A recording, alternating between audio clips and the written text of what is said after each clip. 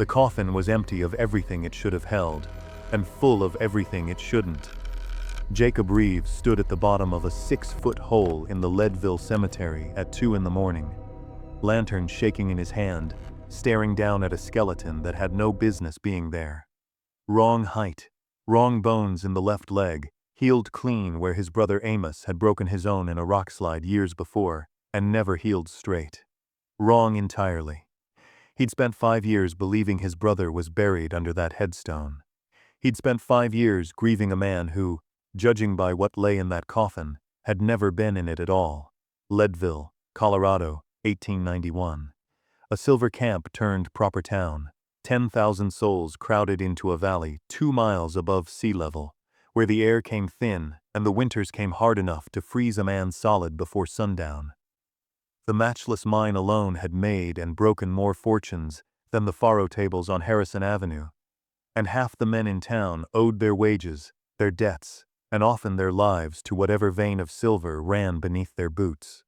Amos Reeves had worked that mine, same as half the town, until a shaft collapse in the spring of 1886 buried 11 men and killed 4, and Amos had been carried out under a canvas sheet with the rest of the dead, identified by his foreman and buried within the week, as frontier custom demanded, when a body couldn't wait for a proper viewing in a town with no icehouse large enough to hold 4 men through a slow investigation.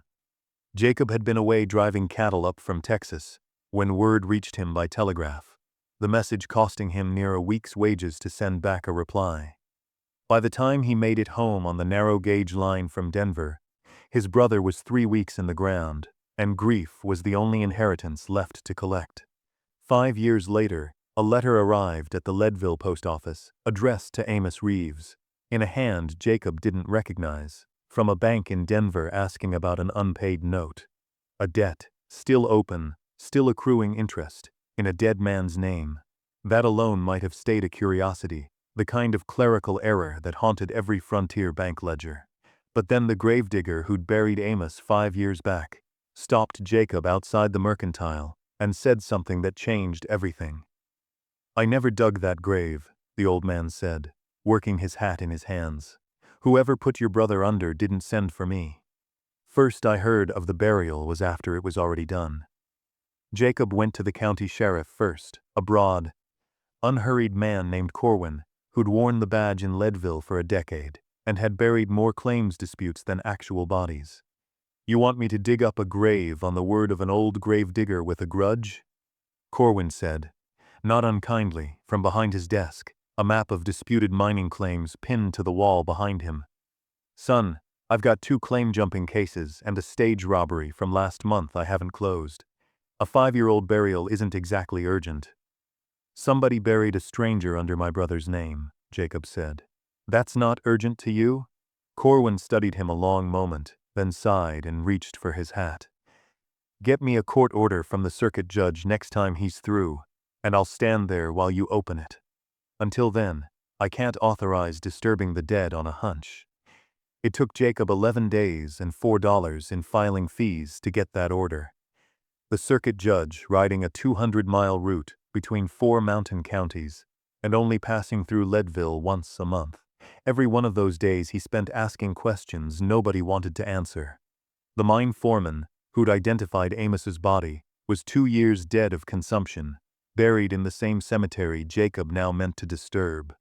The company doctor, who should have examined the body before burial, had moved on to Cripple Creek and left no forwarding address, chasing the newer silver strikes the way half the doctors in the territory did. And the undertaker, a quiet man named Ezra Voss who'd handled Leadville's dead for 20 years, grew strangely tight-lipped whenever Jacob raised the subject. "I bury what's brought to me," Voss said, polishing a coffin handle that didn't need polishing. "I don't ask a mine company to explain its own dead. That's not my place. Did you handle my brother's burial?" Voss didn't look up. "I handle every burial in this town, Mr. Reeves. That doesn't mean I remember every face." It was a strange answer from a man in a profession built on remembering faces, and Jacob left the parlor more suspicious than when he'd arrived. The court order finally came through on a Tuesday, and Corwin kept his word, standing at the edge of the grave with a lantern, while Jacob and the current gravedigger did the digging. What they found inside matched nothing anyone expected. Bones a good 4 inches shorter than Amos had stood, a left leg with no old fracture at all, and, tangled at the ribs, a tarnished silver medallion that had no business being in Leadville. A Mexican peso, drilled through and worn on a leather cord, the kind a vaquero or a Texas trail hand might carry as a keepsake, not a Colorado silver miner. "That's not Amos," Corwin said quietly, turning the medallion over in his palm. "That was never Amos."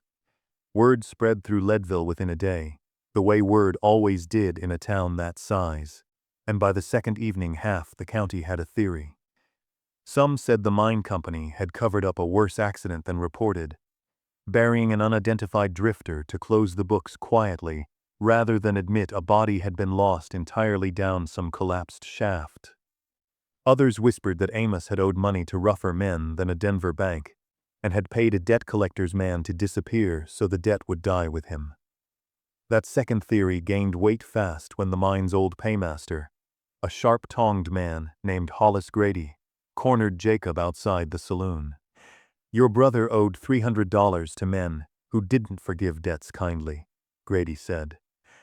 "I paid him his wages myself the week before that collapse, and I'll tell you, he looked like a man running from something, not toward a mine shaft.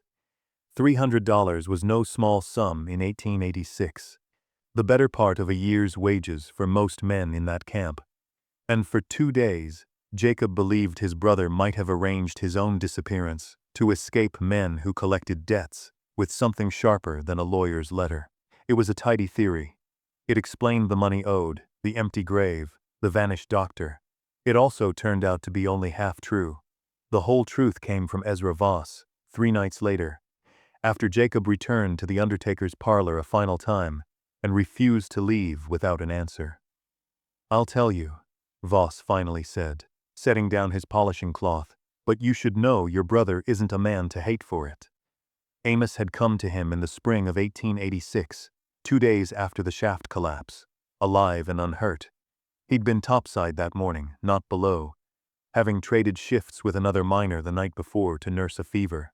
But the debt to the Denver bank had come due that same week, called in by men Grady hadn't exaggerated about, and Amos had seen, in the chaos of 4 dead men and a company eager to close the matter quietly, a single chance to vanish entirely. A drifter had died of exposure on the mountain road. 2 nights before the collapse, an unclaimed Texan nobody in Leadville could name, carrying nothing but that silver peso on a cord. Amos paid Voss what little he had to bury the stranger under his own name, quietly, without the company doctor's usual examination, timed to slip in alongside the 4 real victims of the collapse where nobody would think to look closely. The foreman, already overwhelmed identifying 4 crushed and unrecognizable bodies, signed the paperwork without argument. He wasn't running from debt collectors with guns, Voss said. He was running from shame.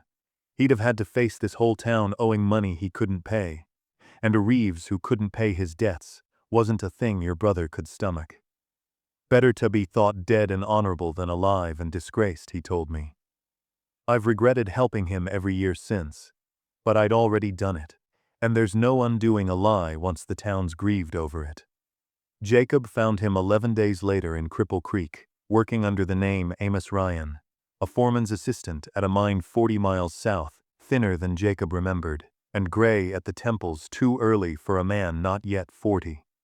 They stood outside a boarding house on a dirt street, identical to 100 others in 100 mining towns, and for a long moment neither said anything at all. "I paid back every cent," Amos said finally. "Took me 4 years, but I paid the Denver bank in full, under the new name, so it'd never come back on you. You let me bury you," Jacob said. "You let me grieve you for 5 years, I know it." Amos's voice broke on the words. "I told myself it was to protect you from the shame of it. Truth is, I was protecting myself. I was a coward, Jacob. I'd rather you thought me dead than know what kind of man I really was." Jacob stood there a long moment, feeling the anger and the relief tangle together until he could no longer tell them apart, and did the only thing that made sense to a brother who'd carried 5 years of grief for nothing. He stepped forward and embraced him, the way men in that country rarely did, and let the silence say what neither of them could. There was no law in the Colorado Territory against faking your own death, only against the debts and deceptions that came with it, and Amos Reeves had settled his honestly enough, one hard-earned payment at a time, that the Denver bank had no complaint left to file. Sheriff Corwin closed the matter without ever filing a charge, calling it, in his own words, a debt paid twice over, once in money and once in 5 years of a man's own conscience. The stranger with the silver peso was given a proper headstone at last, paid for by Amos himself. His true name never known, but his grave no longer borrowed from another man's family. Ezra Voss kept burying Leadville's dead for another decade, and never again buried a name that wasn't the one attached to the body. He told the story once, years later, to a young apprentice learning the undertaker's trade, not as a warning against helping a desperate man, but as a reminder that even a kindness done in secret has a way of finding daylight eventually. Grief, Jacob would say later, is a strange kind of debt too, the kind you keep paying long after the account's been settled, whether the person you paid it for was ever really gone. He and Amos wrote to each other every month after that, plain letters carried by the same stagecoach lines that had once carried word of a death that never happened, and neither man ever again let 5 years pass in silence. Until next time, keep exploring the stories history almost forgot.